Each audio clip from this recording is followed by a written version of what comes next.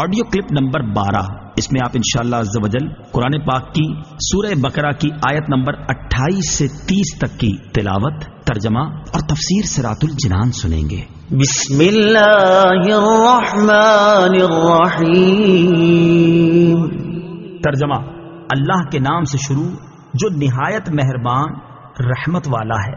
کیف تکفرون باللہ وکنتم امواتا فاحیاکم ثم یمیتکم ثم یحییکم ثم یحییکم ثم الیہ ترجعون۔ ترجمہ، تم کیسے اللہ کے منکر ہو سکتے ہو حالانکہ تم مردہ تھے تو اس نے تمہیں پیدا کیا، پھر وہ تمہیں موت دے گا، پھر تمہیں زندہ کرے گا، پھر اسی کی طرف تمہیں لوٹایا جائے گا۔ کیف تکفرون باللہ، تم کیسے اللہ کے منکر ہو سکتے ہو؟ تفسیر صراط الجنان میں ہے، توحید و نبوت کے دلائل اور کفر و ایمان کی جزا و سزا ذکر کرنے کے بعد اللہ تعالیٰ نے اپنی خاص و عام نعمتوں کا اور قدرت کی عجیب نشانیوں کا ذکر فرمایا اور کفر کی خرابی اور برائی کو کافروں کے دلوں میں بٹھانے کے لیے انہیں خطاب کیا کہ تم کس طرح خدا کے منکر ہوتے ہو حالانکہ تمہارا اپنا حال اللہ تعالیٰ پر ایمان لانے کا تقاضا کرتا ہے، کیونکہ تم بدن میں روح ڈالے جانے سے پہلے تمام مراحل میں مردہ تھے، یعنی کچھ نہ تھے یا بے جان جسم تھے، پھر اس نے تم میں روح ڈال کر تمہیں زندگی دی، پھر زندگی کی مدت پوری ہونے پر تمہیں موت دے گا، پھر تمہیں زندہ کرے گا۔ اس سے یا تو قبر کی زندگی مراد ہے جو سوال کے لیے ہوگی یا قیامت کی، پھر تم حساب کتاب اور جزا کے لیے اس کی طرف لوٹائے جاؤ گے۔ تو اپنے اس حال کو جان کر تمہارا کفر کرنا نہایت عجیب ہے۔ اس آیت میں غور کریں تو ہم مسلمانوں کے لیے بھی نصیحت ہے کہ ہم بھی کچھ نہ تھے، لیکن اللہ تعالیٰ نے ہمیں زندگی عطا کی اور زندگی گزارنے کے لوازمات اور نعمتوں سے نوازا، تو اس کی عطاؤں سے فائدہ اٹھا کر اس کی یاد سے غافل ہونا اور ناشکری اور غفلت کی زندگی گزارنا کسی طرح ہمارے شایان شان نہیں ہے۔ هو الذي خلق لكم ما في الأرض جميعا ثم استوى إلى السماء فسواهن 7 سماوات وهو بكل شيء عليم۔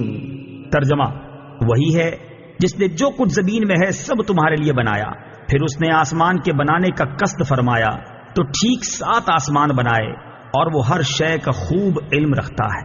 هو الذی خلق لکم، وہی ہے جس نے تمہارے لیے بنایا۔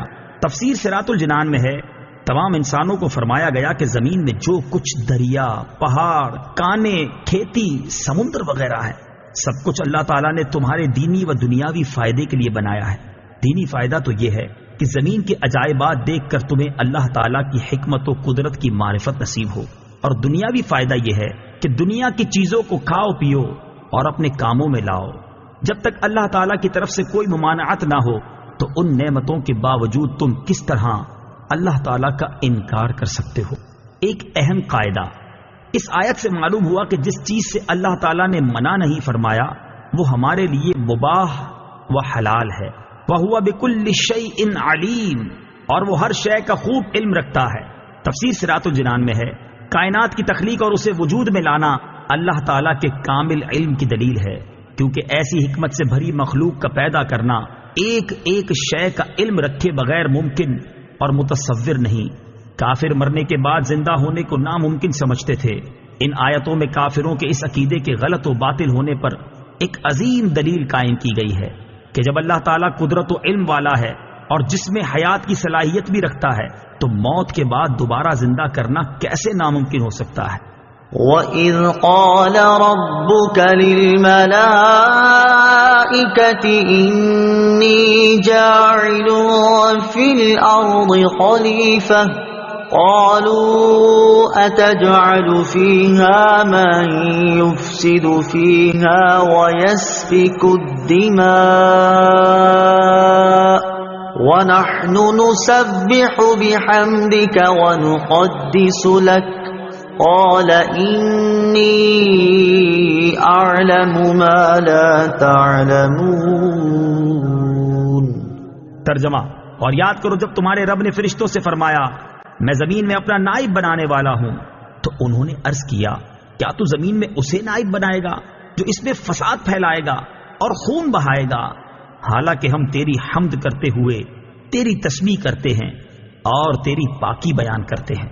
فرمایا بے شک میں وہ جانتا ہوں جو تم نہیں جانتے۔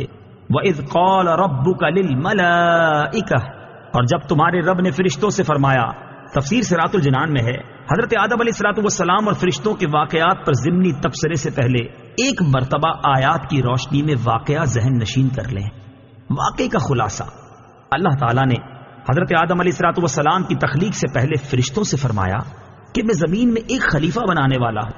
اس پر فرشتوں نے عرض کی اے اللہ عز و جل، کیا تو زمین میں اس کو نائب بنائے گا جو اس میں فساد پھیلائے گا اور خون بہائے گا، حالانکہ ہم ہر وقت تیری تسبیح و تحمید کرتے ہیں، یعنی تیری خلافت کے مستحق ہم ہیں۔ اللہ تعالیٰ نے فرمایا جو مجھے معلوم ہے وہ تمہیں معلوم نہیں۔ پھر اللہ تعالیٰ نے حضرت آدم علیہ السلام کی تخلیق کے بعد انہیں تمام چیزوں کے نام سکھا دیے، پھر ان چیزوں کو فرشتوں کے سامنے پیش کر کے فرمایا کہ اگر تم اس بات میں سچے ہو کہ تم ہی خلافت کے مستحق ہو تو ان چیزوں کے نام بتاؤ۔ فرشتوں نے یہ سن کر عرض کی اے اللہ عز و جل، ہمیں تو صرف اتنا علم ہے جتنا تو نے ہمیں سکھا دیا، ساری علم و حکمت تو تیرے پاس ہے۔ پھر اللہ تعالیٰ نے حضرت آدم علیہ السلام سے فرمایا اے آدم، تم انہیں ان تمام اشیاء کے نام بتا دو۔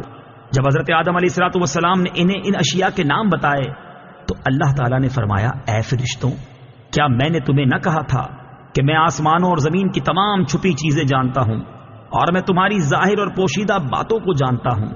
انی جاعل فی الارض خلیفہ، میں زمین میں اپنا نائب بنانے والا ہوں۔